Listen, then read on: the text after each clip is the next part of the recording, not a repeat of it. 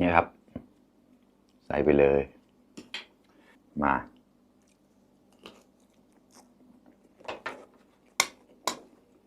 อืม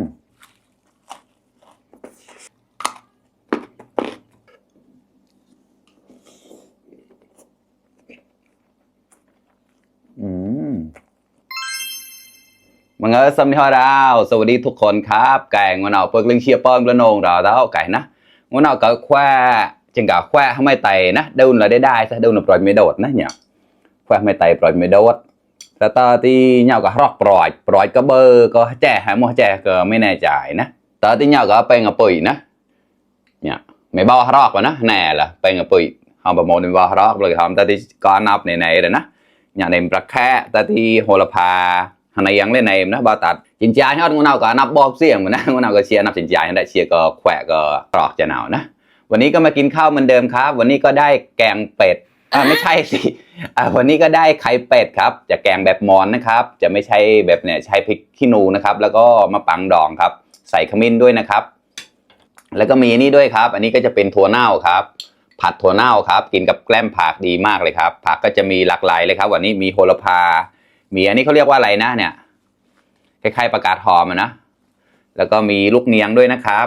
ลูกเนียงขาดไม่ได้เลยช่วงนี้อร่อยมากแล้วก็มีมะเขือมีแตงครับโอเคต่อตีนะเปิดเรื่องเชียร์บอลหมูจอหน่อยนะมากินข้าวด้วยกันครับมาครับวันนี้ก็กินถั่วเน่าก่อนเลยครับเนี่ยแบบนี้ครับ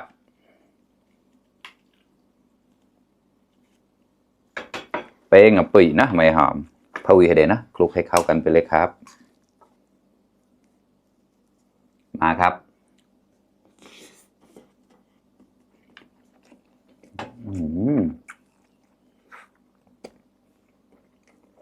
อร่อยมาก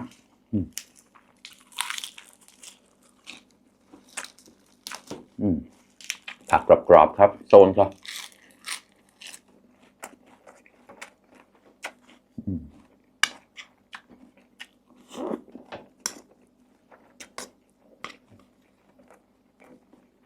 บาตาดนะลูกกระเจี๊ยบ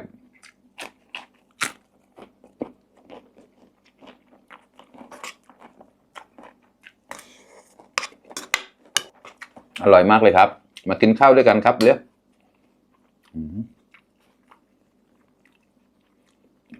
ใส่พริกลงไปเลยครับเนี่ยครับ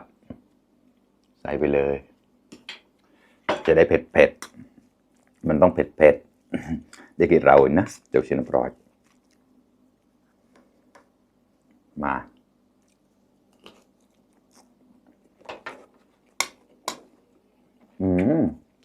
อร่อยอีกแบบครับกระแค่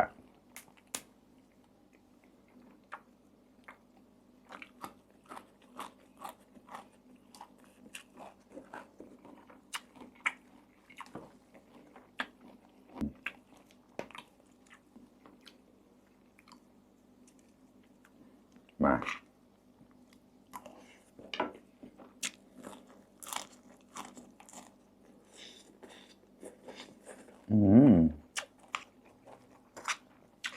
ดีมากเลยครับร้าว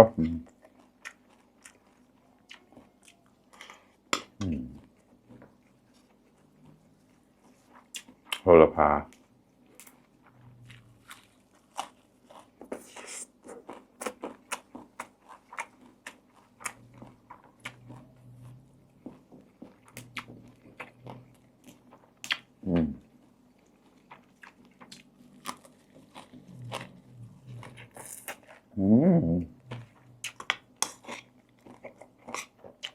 อร่อยมาก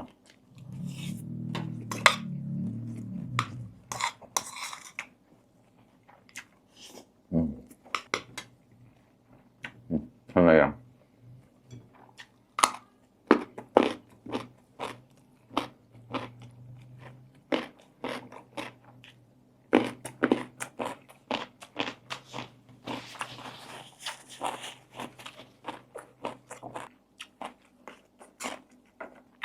อร่อยมากมากินแกงกันดีกว่าครับเชื่อแค่ไม่ไตแล้วแล้วเดี๋ยวหนูก็ปล่อยไม่โดดนะลืมไปใส่นี่ด้วยนะครับกุ้งแห้งครับตามลงไปด้วยครับหม้อกิโลซ้ำเงยก็เก่านะเนี่ยราด ไปเลยครับโอเคเนี่ย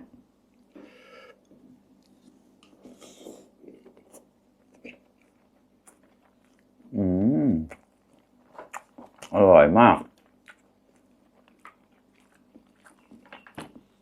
หอมพริกขี้หนูมากเลยครับหมูปลาไม่โดดแล้วนะข้าวมันกัน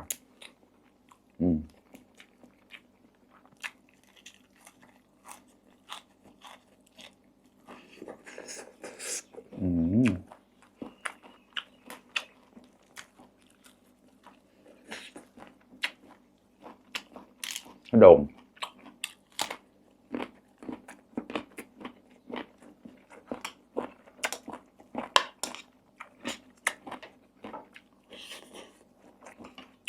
ตัวสุดยอดเนี่ยใส่พริกลงไปครับ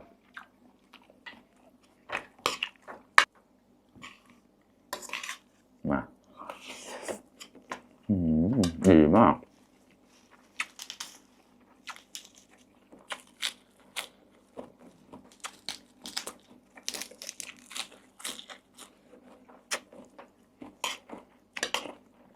เข้ากันครับ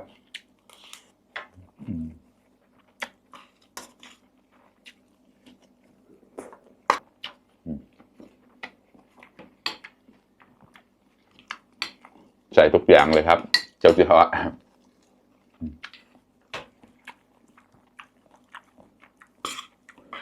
มา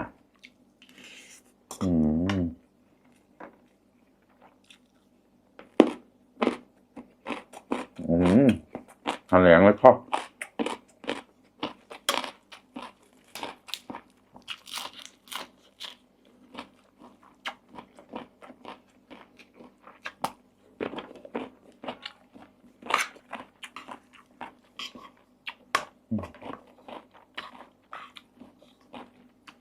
มา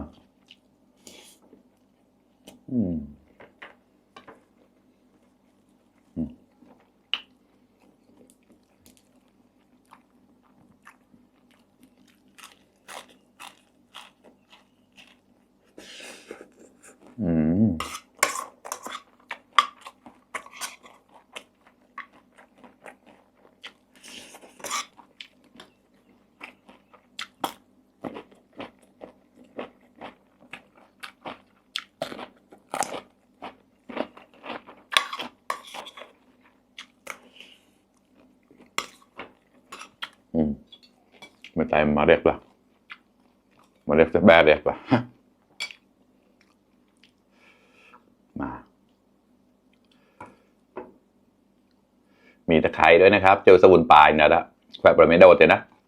แล้วก็ไม่ได้กินจีปอม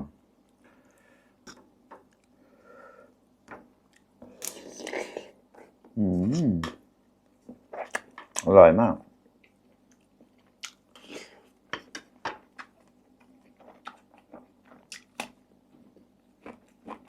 โดงเลยบอสคอมเลย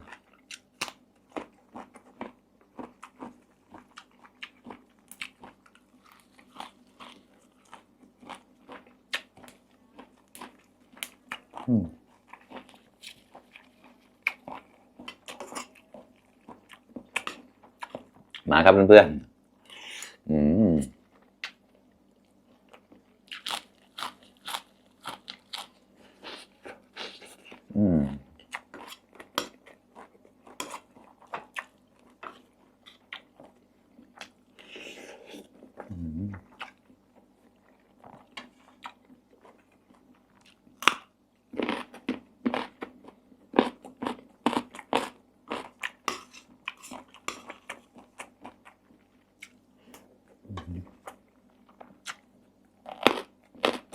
โซนก็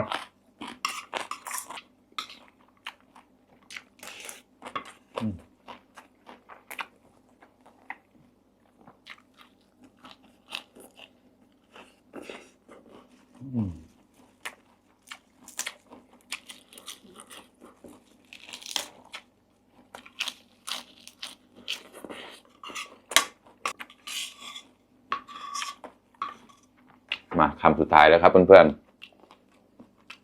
มันจะออมแล้วเราจุดชิบร้อนอยู่แล้วนะใส่พริกลงไปครับมา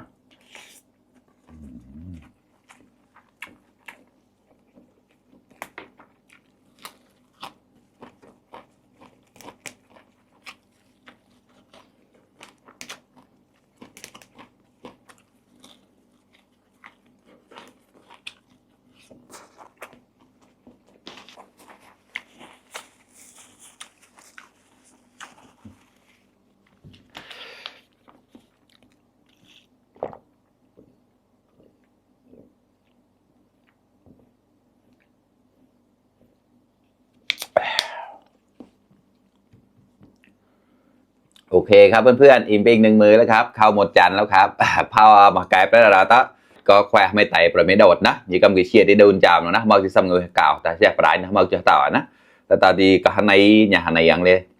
เชียร์ปัวหมายนะก่อนมาสอนหมาย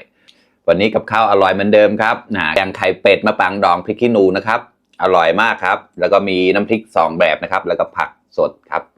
ขอบคุณเพื่อนๆที่เข้ามารับชมทุกคนนะครับฝากเป็นกำลังใจให้ด้วยนะครับไพเดอร์ไลเดอร์แชร์เนี่ยเราต้อแต่นนามูเชียบลันตีมันจะมอยเปิดเนี่ยนะสมอเล็บกอมสฮอตก็กลางเกินราวบายบาย